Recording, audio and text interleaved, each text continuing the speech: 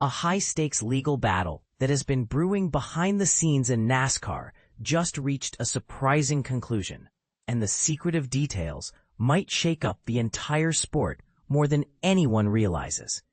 Ware Racing and Legacy Moto Club have finally put an end to their bitter court fight over a valuable NASCAR Cup Series ownership charter.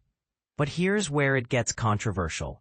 The settlement terms are being kept completely under wraps from the public and even other teams. For those new to NASCAR's complex business side, think of charters as golden tickets that guarantee your team a spot in every race and a share of the sport's revenue. There are only 36 of these charters available, making them incredibly valuable assets worth millions of dollars. Without one, teams face an uphill battle just to qualify for races, let alone compete financially.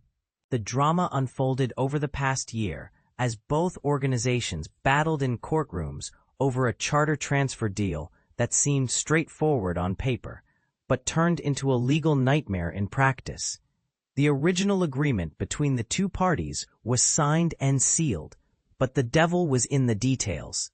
And those details apparently caused enough disagreement to drag lawyers into the mess. Reaching a positive outcome was truly important for everyone involved, explained Legacy's principal owner, 7-time NASCAR champion Jimmie Johnson.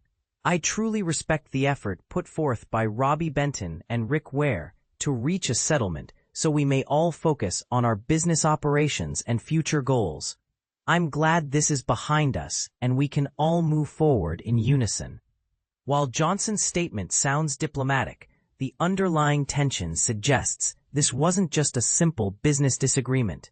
According to the settlement announcement, Ware has agreed to sell and transfer a charter to Legacy, but the specifics remain locked away behind confidentiality agreements.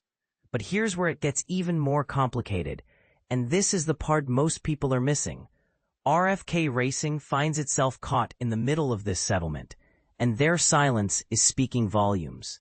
Currently, Ryan Preece pilots the number 10 60 car using a charter that RFK Racing has been leasing from Ware Racing. Under NASCAR's intricate regulations, each charter can only be leased out once during a single charter period, and we're currently in the middle of a period that runs from 2025 through 2031. The crux of the legal dispute centered around a seemingly simple but actually explosive question. Exactly which charter did Ware promise to sell to Legacy? And when would that transfer happen, given RFK Racing's existing multi-year lease agreement? It's like promising to sell your house to two different buyers. Eventually, someone's going to end up disappointed. What makes this situation particularly intriguing is RFK Racing's complete radio silence on the matter. They haven't issued any statements about how the settlement affects their operations, their charter situation, or their future plans. This silence could mean they're either perfectly fine with the arrangement, or they're dealing with their own behind-the-scenes negotiations that haven't been made public yet. The confidential nature of this settlement raises some eyebrow-raising questions about transparency in NASCAR's charter system.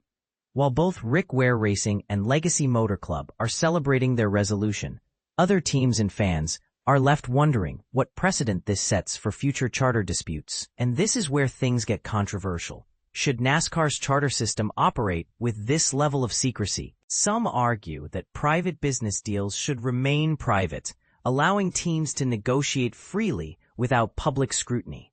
Others contend that since charters directly affect competition and the sport's integrity, fans and other teams deserve more transparency about these arrangements. The timing of this settlement is also worth questioning. With NASCAR's charter system still relatively new and evolving, every major dispute and resolution helps establish the rules of engagement for future conflicts. But when those resolutions happen behind closed doors, it leaves other teams guessing about their own rights and options. What do you think? Should NASCAR require more transparency in charter transactions? Or is this just smart business being conducted away from prying eyes? Does RFK Racing's silence suggest they're getting a fair deal? Or are they being squeezed out of a charter they thought they could count on? Share your thoughts. Are these secretive settlements good for the sport, or do they create more problems than they solve?